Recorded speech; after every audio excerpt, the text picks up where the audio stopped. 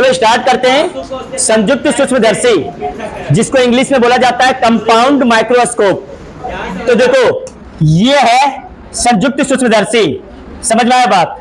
अब संयुक्त सूक्ष्मदर्शी के बारे में पहले हम ऐसे ही बता देते हैं कि क्या होता है संयुक्त सूक्ष्मदर्शी।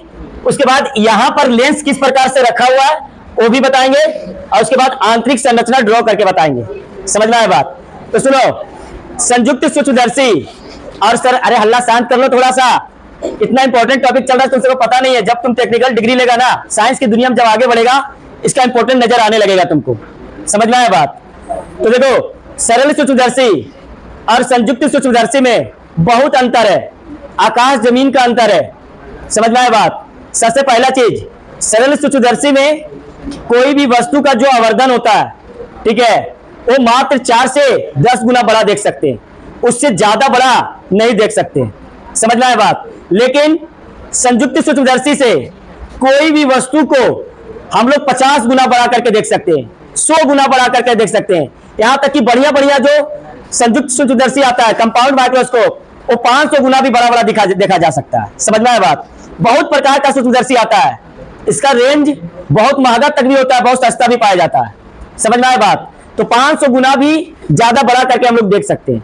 इसको ज्यादातर उपयोग हम लोग करते हैं अति सूक्ष्म चीज को देखने के लिए। अति सूक्ष्म चीज क्या हुआ, जैसे छोटे सा जीवाणु, ठीक है, उसको देखना है तो इसका प्रयोग करेंगे। विषाणु को देखना है तो इसका प्रयोग करेंगे, ठीक है। जैसे किसी भी धातु का संरचना देखना है, आंख से तो दिखता नहीं है, तो उसको हम लोग इससे हम लोग देख सकते हैं, ठीक है। जैसे कोई भी धातु है, जैसे एमटेक में मेरा प्रोजेक्ट था, ठीक है, स्टील पर, और उसका संरचना देखना होता है, उसका संरचना इसी से देखें। समझ में आया बात। तो इसका संरचना तुमको दिखेगा पहाड़ी नुमा, इस प्रकार से दिखेगा इससे देखने के बाद, जबकि नग्न आंख से किसी प्रकार का चीज नहीं दिखाई देगा। समझ में आया बात। तो ये कोई भी छोटे छोटे चीज को एकदम बड़ा करके दिखाई देता है, ठीक है। बता तो रहे 100 गुना बड़ा देखना है, 200 गुना बड़ा देखना है, 500 गुना बड़ा देखना है, तो इसका प्रयोग करना है। समझ में आया बात। जैसे डीएनए वगैरह का जितना भी रिसर्च हुआ, ठीक है, कोशिका का जितना भी रिसर्च हुआ, सब इसी से हुआ। ये अगर आविष्कार नहीं होता तो हम लोग कोशिका के बारे में, सेल के बारे में उतना ज्यादा नहीं जान पाते। समझ में आया बात। ये तो हुआ कहानी कि संयुक्त सूक्ष्मदर्शी है क्या। अब देखो, इस तरीके का तुमको इंस्ट्रूमेंट मिलेगा कहीं पे भी, ठीक है, बड़ा बड़ा, जहां पे तुम टेक्निकल डिग्री लेगा साइंस से रिलेटेड, तो ऐसा तुमको हर एक लैब में दिखेगा। इसी को बोला जाता है संयुक्त सूक्ष्मदर्शी या कंपाउंड माइक्रोस्कोप बोला जाता है, ठीक है। अब इसमें थोड़ा सा ध्यान से समझना इस सूक्ष्मदर्शी के बारे में। इसमें कम से कम 2 उत्तल लेंस रहता है, कम से कम 2 उत्तल लेंस, 2 से अधिक भी हो सकता है, ठीक है। जितना ज्यादा उत्तल लेंस होगा, फिर से हम रिपीट कर रहे हैं, जितना ज्यादा उत्तल लेंस होगा जितना ज्यादा उत्तल लेंस होगा, उतना ज्यादा वस्तु को बड़ा करके देख सकते हैं। सुनो, अब हो गया। हम लोग जो देखते हैं यहाँ पर, हम लोग के सिलेबस में जो संयुक्त सूक्ष्मदर्शी है वो 2 उत्तल लेंस से बना हुआ है। कितना उत्तल लेंस से? 2 उत्तल लेंस से। जबकि सरल सूक्ष्मदर्शी कितना उत्तल लेंस से बना हुआ था? 1। जबकि संयुक्त सूक्ष्मदर्शी मिनिमम, कम से कम 2 उत्तल लेंस से बना होता है, ठीक है। समझ में आया बात।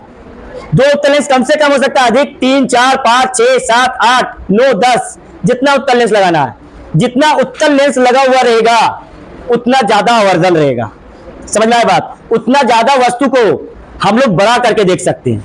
समझ में आया। जो हम बोल रहे हैं, बात कर रहे हैं, 200 गुना ज्यादा देखते हैं, तो उसमें उत्तल लेंस क्या होता है? ज्यादा होता है। समझ में आया बात। लेकिन हम लोग के सिलेबस में कितना उत्तल लेंस वाला है? 2 उत्तल लेंस वाला संयुक्त सूक्ष्मदर्शी पढ़ना है। समझ में आया बात। अब ध्यान समझना, यहां से हम लोग आंख रखते हैं, आई यहां से देखते हैं, ठीक है। ये आई के पास एक लेंस लगा हुआ रहता है, ये छोटा सा लेंस है, यहां पे लगा रहता है, एक उत्तल लेंस यहां पे लगा हुआ रहता है, ठीक है। और एक उत्तल लेंस लगा रहता है यहां पर, ठीक है। ये 2 उत्तल लेंस है, एक उत्तल लेंस यहां पर लगा हुआ रहता है और एक उत्तल लेंस यहां पे लगा रहता है, ठीक है। ध्यान समझते जाना, यही पे सब संरचना बता रहे हैं।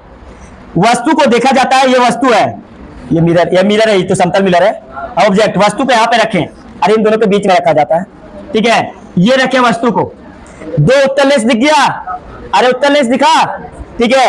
एक यहाँ पर और एक यहाँ पर। ध्यान समझना, जो आंख के पास उत्तल लेंस है, ठीक है, उसको बोलते हैं नेत्रिका लेंस।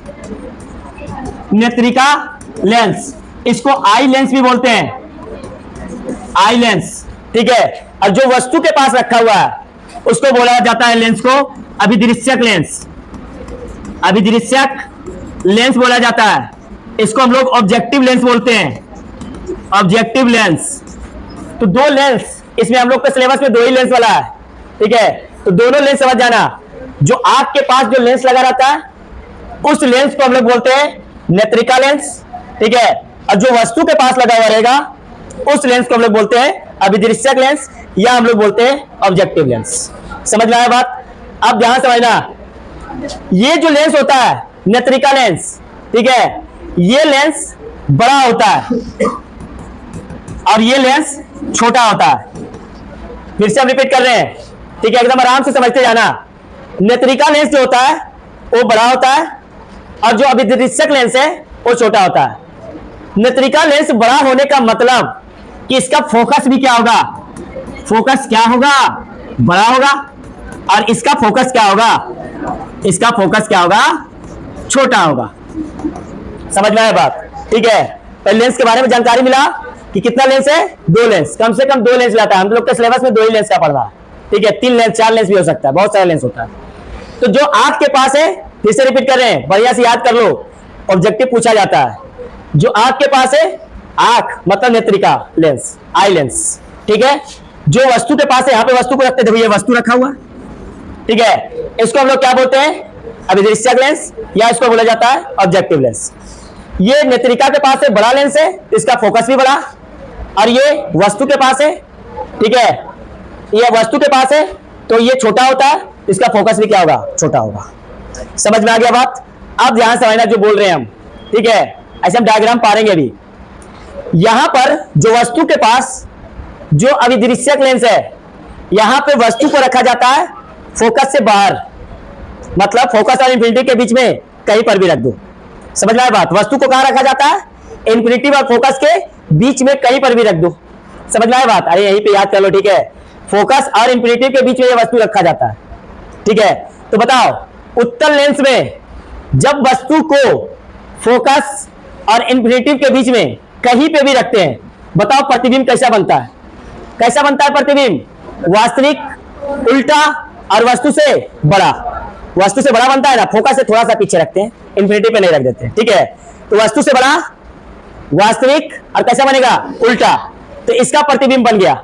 और इसका प्रतिबिंब जब बनेगा, इस प्रकार से नेत्रिका लेंस लगा रहता है कि इसका प्रतिबिंब जो बनेगा वो नेत्रिका लेंस के पास आएगा, और नेत्रिका लेंस के जो फोकस होगा उसके अंदर आ जाता है, इसके अंदर।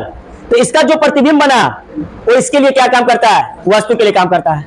तो ये फोकस के अंदर बनेगा, और फोकस के जब अंदर बनेगा तो उसका प्रतिबिंब जो होगा आभासी होगा, सीधा होगा, और वस्तु से क्या होगा, बड़ा होगा। समझ में आया बात? यही कॉन्सेप्ट है, और इसी कॉन्सेप्ट को लेकर के हमको आगे बढ़ना है। अब यहाँ पे देख लो, एक देखो मिरर लगा हुआ है, लगा हुआ दिख रहा है। ये मिरर, ये कौन सा मिरर है, समतल दर्पण। क्या है अभी बताएंगे, ठीक है। समतल दर्पण जितने भी संयुक्त सूक्ष्मदर्शी है सब में लगा हुआ रहता है। तो ये छोटा छोटा चीज समझ में आ गया, इसमें छोटा छोटा चीज समझ में आ गया, ठीक है।